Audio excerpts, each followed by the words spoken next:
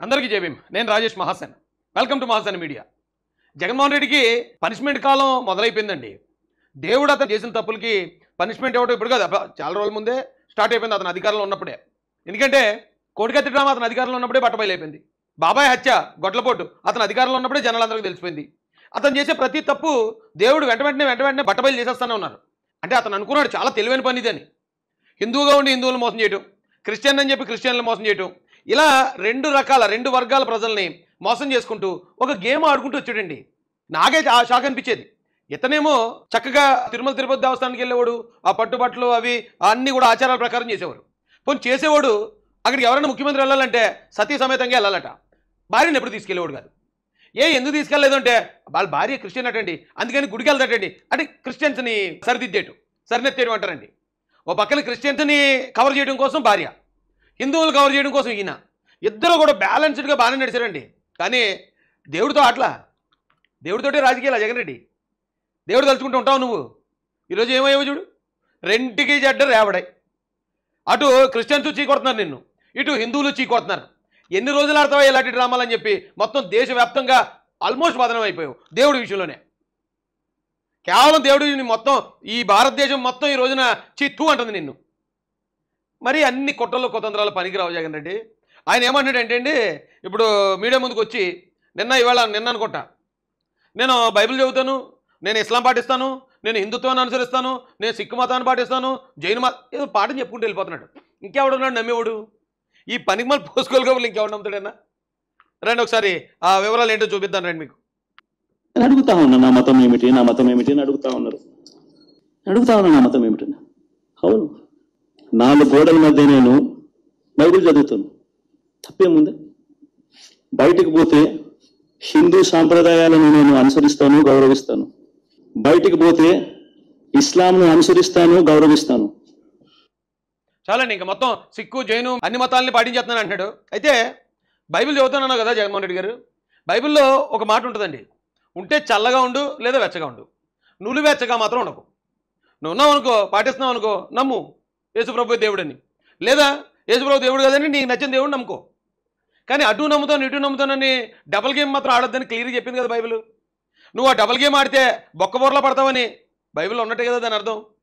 ఎందుకు చేసావు ఇంత డబల్ గేము? ఇప్పుడు నేను హిందూ మతాన్ని ఆచరిస్తున్నాను అనుకోండి, ఇతర మతాలను గౌరవించాలి, అనుసరించకూడదని రూల్ కాదు, ఎవరు అనుసరించరు.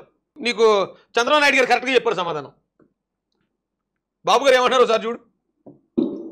నేను అడుగుతున్నా, మీకు ఎవరో ఉంది, మీరే ఒప్పుకుంటున్నా, నేను బైబిల్ చదువుకుంటాను. నువ్వు బైబిల్ చదువుకున్నప్పుడు నువ్వు యాక్సెప్ట్ చేస్తున్నావు, యాక్సెప్ట్ చేసినప్పుడు తప్పలేదు దాంట్లో. ఎందుకంటే నువ్వు బైబిల్ చదువుకోవచ్చు. ఇప్పుడు నువ్వు యాక్సెప్ట్ చేస్తున్నావు బైబిల్ని యాక్సెప్ట్ చేస్తున్నప్పుడు నువ్వేదో దొంగ పని చేసినప్పుడు రూమ్లో చదువుకోవడం ఏంటి? బయట కూడా చేసుకోవచ్చు కదా, అదేం తప్పు కదా అన్నాడు ఆయన. నువ్వు బయట చేసినా కూడా అదేం తప్పు కాదు. నువ్వెందుకు 4 గోడల మధ్యలో ఎందుకు చేస్తున్నావు? 4 గోడల మధ్యలో చేయడం కదా ఏమన్నా తప్పుడు పనా జగన్ రెడ్డి గారు? నేను 4 గోడల మధ్యలో మాత్రమే నేను బైబిల్ చదువుతాను, నేను బయటకు వచ్చిన తర్వాత నేను బైబిల్ ముట్టుకోను, లేకపోతే బైబిల్ని వ్యతిరేకిస్తాను, నేను క్రిస్టియన్ కాదని అబద్ధం చెప్తాను. ఎందుకయ్యా ఇది? ఇప్పుడు నువ్వేమీ పోనీ ఎవరో ఒక ఎస్సీ విద్యార్థి అలా చెప్పాడంటే పోనీ ఎంతో కొంత అర్థం ఉంది. ఎందుకంటే అతను చర్చకి వెళ్తానంటే నీ రిజర్వేషన్లు కట్ చేస్తాం, నీకు అలా చేస్తాం ఇలా చేస్తాం రఘురామరాజులు అంటాడు, ఏదో బెదిరిస్తారు వాళ్ళు. కానీ నీకు ఆ ప్రాబ్లం లేదు కదా. జగన్మోహన్ రెడ్డి కులొస్తుందని చెప్పుకుంటావు, నువ్వు క్రిస్టియన్గా ఉన్నా హిందువుగా ఉన్నా ఎందులో ఉన్నా సరే నీ స్టేటస్ ఏం మారదు కదా. భయపడుతూ ఎందుకు చేస్తున్నావు? ఇగో చంద్రబాబు నాయుడు గారు అడుగుతున్నారు, ఎందుకే భయపడుతూ చేస్తున్నావు? అదేం తప్పు కాదు, నువ్వు బయట కూడా చేయొచ్చు కదా, 4 గోడలు ఎందుకు చేస్తున్నావు అడుగుతున్నాడు ఆయన.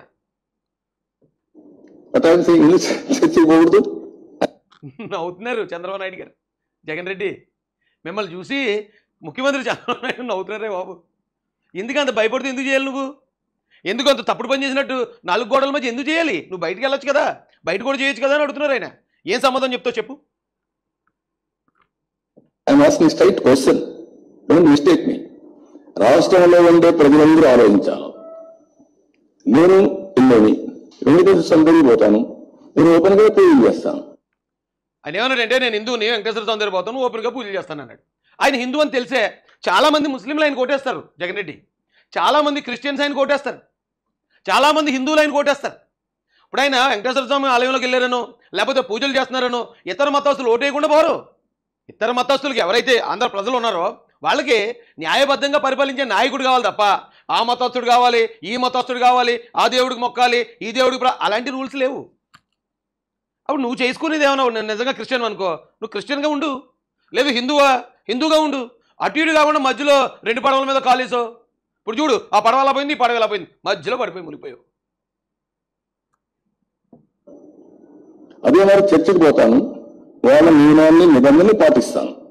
మసీదుకి పోతాను, వాళ్ళు గౌరవిస్తాను. నియమ నిబంధనలు మాత్రమే పాటిస్తారు, ఆయన అనుసరించరు. మసీదుకి వెళ్ళినా చర్చికి వెళ్ళినా ఆ మతాలను అనుసరించరు. నియమ నిబంధనలు ఉంటాయి కదా అక్కడ, ఆ నియమ నిబంధనలు మాత్రం పాటిస్తారు. అలాగే నువ్వు కూడా ఒకవేళ నువ్వు క్రిస్టియన్ అనుకో, హిందూ టెంపుల్స్కి వెళ్ళినప్పుడు వాళ్ళ నియమ నిబంధనలు పాటించు. అది వదిలేసి నువ్వు మొత్తం అక్కడికి వెళ్ళిపోయా, లేదండి నేను హిందువులు అందరికన్నా పెద్ద హిందువునండి అని అందరికన్నా పెద్ద పుట్టేడతావు. ఈ క్రిస్టియన్స్ దగ్గరికి వచ్చేటప్పటికి లేదండి నేను క్రిస్టియన్ అండి, నేను పొద్దున్న లేచినండి బైబిల్ చదువుతానండి, నేను బైబిల్ చదవకుండా నేను కనీసం మొహం కూడా కడగనండి అంటావు.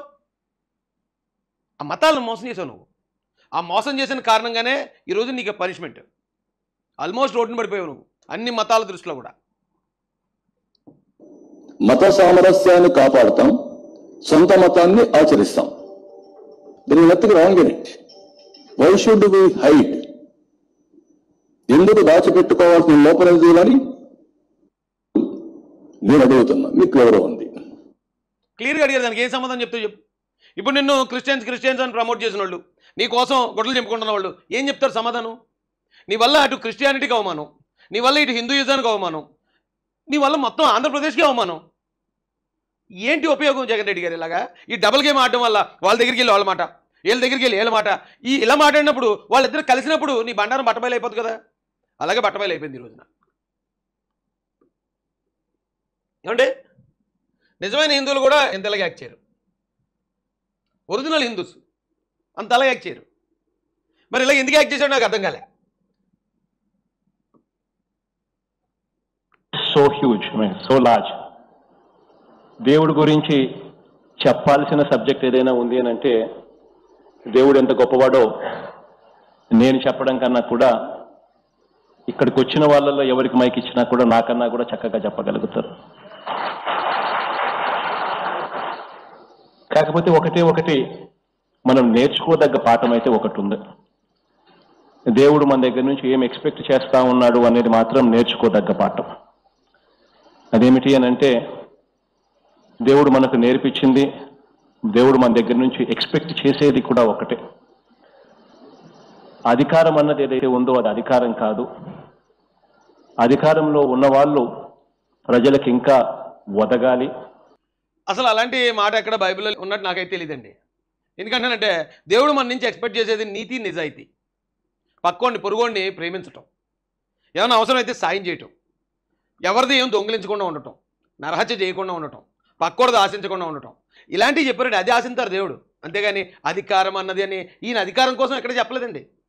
బైబిల్లో ఏదైతే చెప్పారో అన్నింటికి రివర్స్లో ఉంటాడు ఈయన. పక్కోడిది ఆశించగానే బైబిల్ చెప్తే మొత్తం వేల కోట్లు లక్షల కోట్లు సంపాదించాడు. నరహత్య చేయకురా బాబు అని బైబిల్ చెప్తే బాబాయ్ హత్య కేసులో ఈయన పేరు వినబడుతుంది. ఏమంటే దొంగిలించగానే బైబిల్ చెప్తే మరి ఈయన ప్రజాధనాన్ని దోచుకోవడం దొంగతనమే కదా, దొంగతన కేసులు కూడా ఉన్నాయి ఆయన మీద. ఇలా ఒకటి రెండు కదా, మొత్తం కంప్లీట్ బైబిల్కి వ్యతిరేకంగా ఉంటాడు. కానీ బైబిల్ గురించి చెప్తాడు. వచ్చి పాస్టర్లందరితో మీటింగ్ పెట్టాడు ఎలక్షన్ ముందు పెట్టి, నేను మీ బిడ్డని మళ్ళీ పెట్టండి ఒకసారి.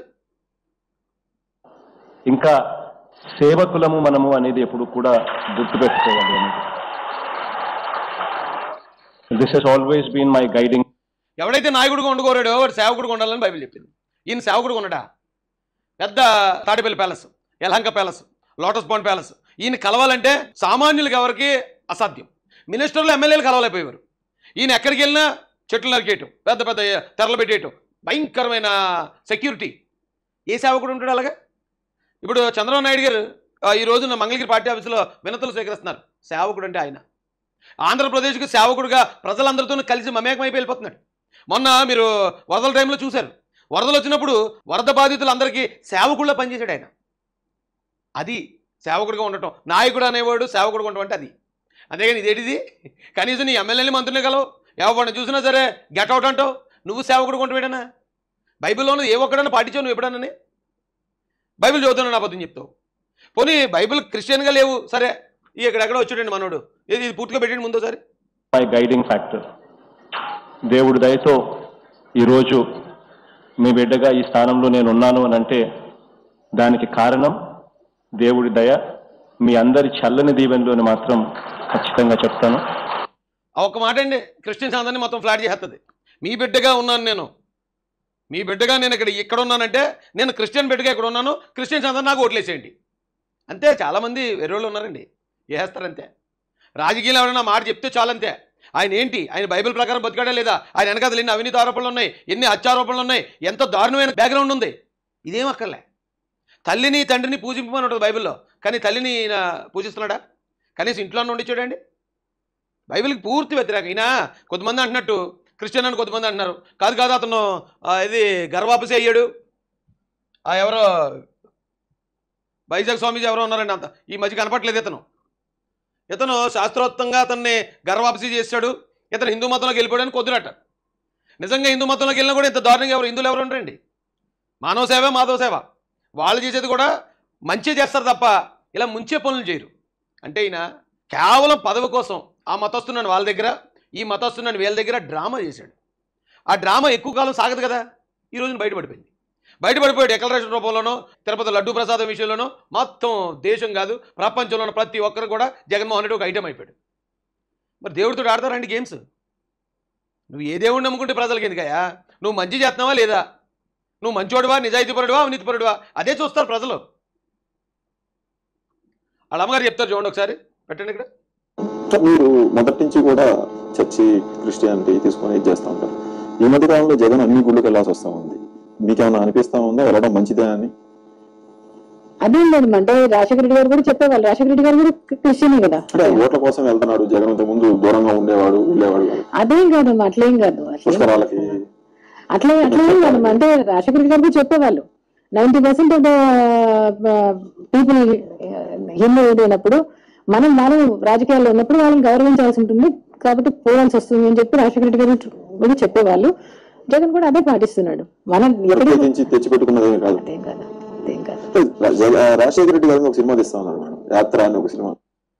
వాళ్ళ అమ్మగారేమో ఈయన క్రిస్టియన్ అని చెప్తుంది, ఆయనేమో నేను ఇంట్లో 4 గోళ్ల మధ్యలో మాత్రం బైబిల్ మాత్రం చదువుతాను, నేను క్రిస్టియన్ కాదు, జస్ట్ బైబిల్ మాత్రం చదువుతాను, నేను బయటకు వచ్చిన తర్వాత హిందూ మతాన్ని అనుసరిస్తాను ఆచరిస్తాను అంటాడు. ఏ మాట నమ్మాలి? ఈ రోజున వాళ్ళని నమ్మించేద్దాం వీళ్ళని నమ్మించేద్దాం అనుకుని వాళ్ళకి నమ్మకం పోగొట్టుకున్నాడు, వీళ్ళ నమ్మకం పోగొట్టుకున్నాడు.